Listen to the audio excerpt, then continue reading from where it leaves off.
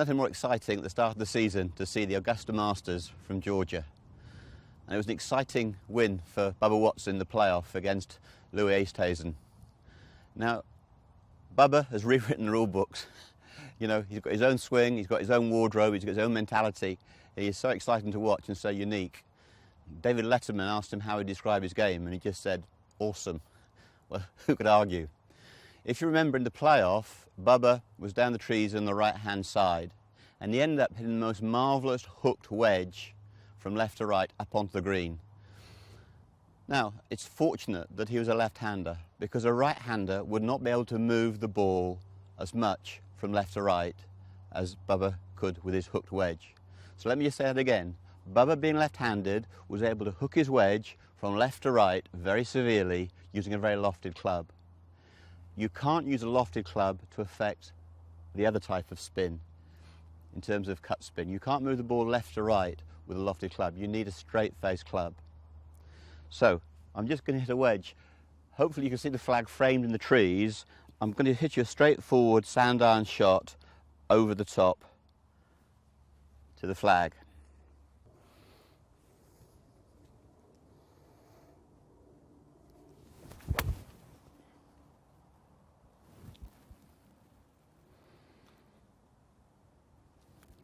So I've flown the ball 100 yards with my 56-degree sand iron.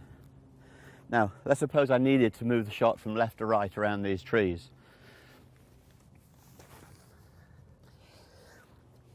I can invoke all sorts of things to generate slice spin with my sand iron. Here's a square stance. I'm going to open my stance. I'm now going to be out from in. I'm going to turn the face back to target, so the face is open to my swing path. I'm adding loft. I'm going to swing across this ball for all I'm worth, from out to in.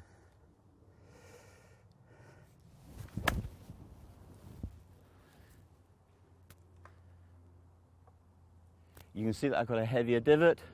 The ball didn't go as far, but there was no left to right movement on the ball, even with a bit of breeze from the left. So it's a fact, you can't slice a wedge. Well, you can if you cheat, if you move the ball back a bit in your stance. You know, a talented player could modify the club face and he could do things to help. But the point being is, when you keep the loft on the club face, slicing is impossible. So there we are, you can't slice a wedge. When a driver hits the ball, it hits the ball on the equator. When a sand iron hits the ball, all things being equal, it gets very near to the South Pole.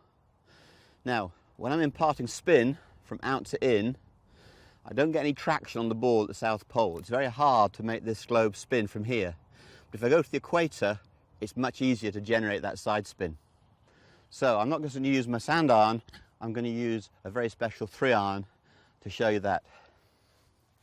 I've taken a 3-iron and I've made it wedge length and wedge lie. So it's like a wedge, except it's got 3-iron loft. Now you can see, when this club face approaches the ball, it does so very close to the equator.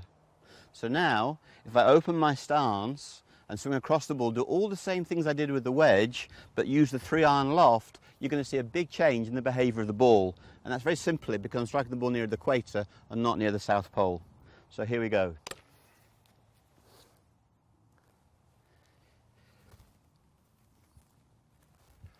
Now the shot here is 100 yards to the flag as it was before, and I've got the copse of silver birch in my way. So I take my modified 3-iron, I go round the circle quite extremely, and I let the blade go with me. Now, when I swing across the ball now, I'm going to be out to in, high to low, but the ball will bend in flight. So here we go.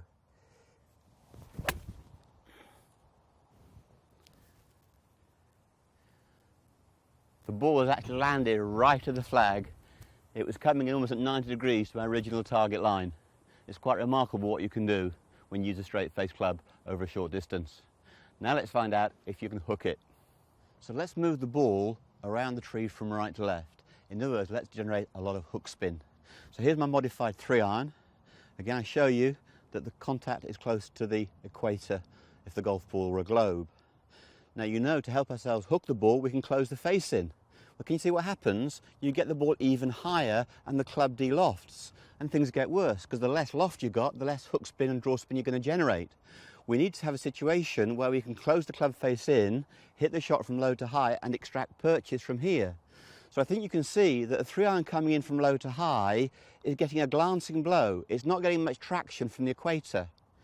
If that same club could come from low to high and catch the ball at the south pole, it's going to generate some really strong traction against the ball and get the ball moving a lot more. So the beauty is, if we use a lofted sand iron and close the face, we're going to get loads and loads of hook spin.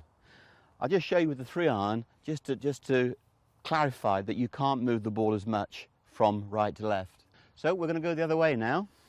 Aim at the flag, I go around the circle. Now if I turn the face in, the ball will go left and low and it wouldn't hook much anyway. I've got to work very hard to move the ball from right to left with a 3-iron. You see I've got a mild draw, but there was no way that I could actually hook it. Okay, so let's go to the sand iron. Everything's the same, I've just changed the loft. There was 30 degrees of loft on this club, the 3-iron, there's 56 on the sand iron. So here we go. Aiming at the white flag, going well round the circle. Turn the club face in. Now this club face is still going right of the silver birch, so I'm okay. Now have a look at the amount of spin generated by the lofted club.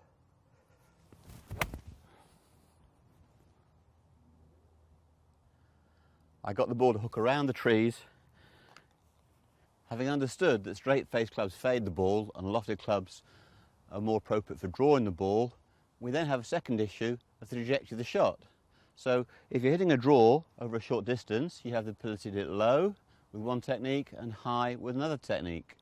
Now we know from before that the chipping action and the low shot under the wind involves very little wrist hinge.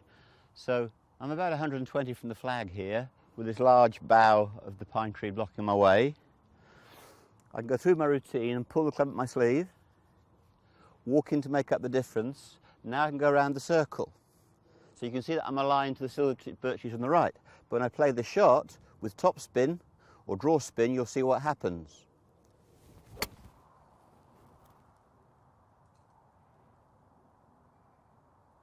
Conversely, with a high shot, moving from right to left over a short distance, everything's the same, but I'm going to have a full wrist hinge going back and a full wrist hinge going through.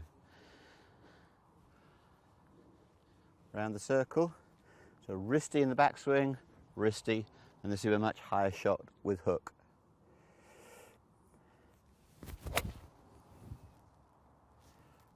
That last shot I hit went twice as high as the first low one I hit. Just simply by introducing lots of wrist hinge, I got a high soft draw rather than the low fast one. Now I'm on the other side of the fairway, pine trees on my right, I need to move the ball from left to right. Now it's only 140 yards to the flag, I can cover 140 yards with a 9 or an 8 iron, but I couldn't get a 9 iron or 8 iron to bend as much. So I'm going to get you a low shot and with cut. I've chosen my 4 iron, here's a full 4 iron setup. I go around the circle, pull the club up my sleeve and I walk in. Now I just manufacture spin from out to in, and we'll hit a low shot, low from right to left.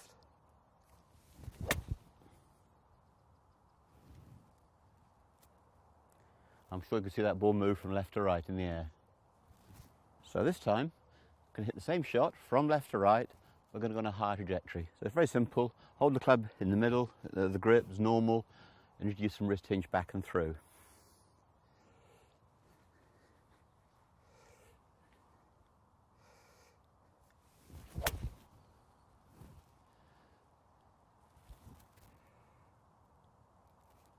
And again, I hope you can see the ball moved as much in there from left to right, but on the second occasion, the ball flew 50% higher than the first shot. So, non-wristy for low and wristy for high.